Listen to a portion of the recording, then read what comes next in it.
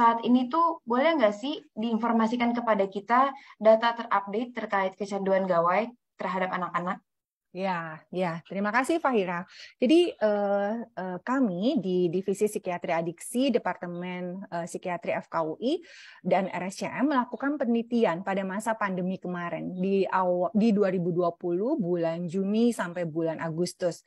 Dan ternyata kecanduan internet pada remaja usia kalian ya, se-Indonesia itu adalah sekitar 19%, jadi mendekati angka 20%. Jadi 1 dari 5 anak ya mengalami kecanduan gitu ya. Jadi, nah ini menjadi suatu hal yang rasanya ini emerging isu yang sangat harus kita tangkap nih segera karena ternyata 20% remaja Indonesia mengalami kecanduan internet. Yang terbanyak adalah games online. Yang kedua adalah media sosial.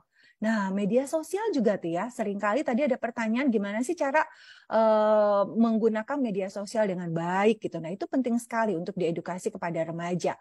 Dan yang ketiga adalah kecanduannya tentu yang bentuk lainnya, misalnya aplikasi-aplikasi online lainnya. Jadi 20% mengalami kecanduan internet.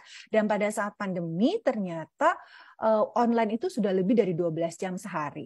Nah, jadi kan memang sekolah tuh pakai online ya, adik-adik sekalian ya. Nah, ini yang menjadi remaja itu di depan gadgetnya terus-menerus. Kenapa sih remaja cenderung kecanduan? Nah, coba deh adik-adik ini lebih sering berasa baper nggak ya? Kadang-kadang ada masa nggak di mana kayaknya baperan gitu, sensi banget. Padahal temennya tuh kayaknya ngomongnya kayak kemarin gitu pasien saya, kayaknya ngomongnya tuh temennya ngomongnya cuma kamu kok kelihatannya kayak belum mandi sih, nah gitu. Terus itu udah berasanya tuh, kayaknya dia kesel ya sama aku ya, dia ngatain aku udah baperan gitu.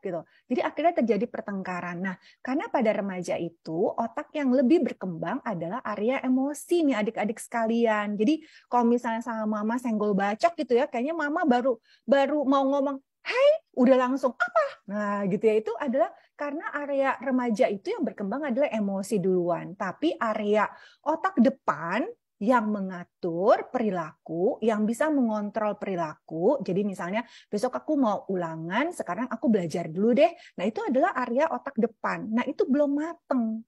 Matengnya di usia 21 atau 22 tahun. Sehingga remaja itu lagi emosian kan ya. Nah, tadi tuh kata Sofia, curhat-curhat di medsos gitu ya. Wah, nulis story, wah, banyak gitu. Nah, itu curhat kan, emosinya nih yang main.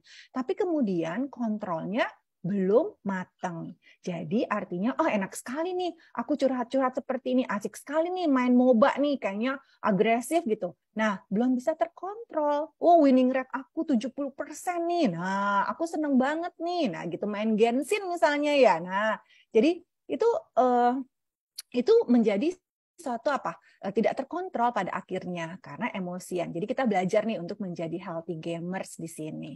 Ya, jadi dibatasi. Tadi ada yang siapa ya? Kenu bilang ya harus pakai timer. Nah, ada tuh settingnya untuk kapan sih, berapa lama sih kita online. Pasang dia timer. Kalau main games itu pasang timer. Tadi ada juga yang ngomong setiap 20 menit. Nah, jadi kalau misalnya main games itu 2 ronde aja. 20 menit kan cukup. Atau misalnya 1 round gitu ya. Kemudian berhenti. Nah, seperti itu jadinya. Itu adalah keadaan remaja kita nih, Fahira, di masa pandemi ini.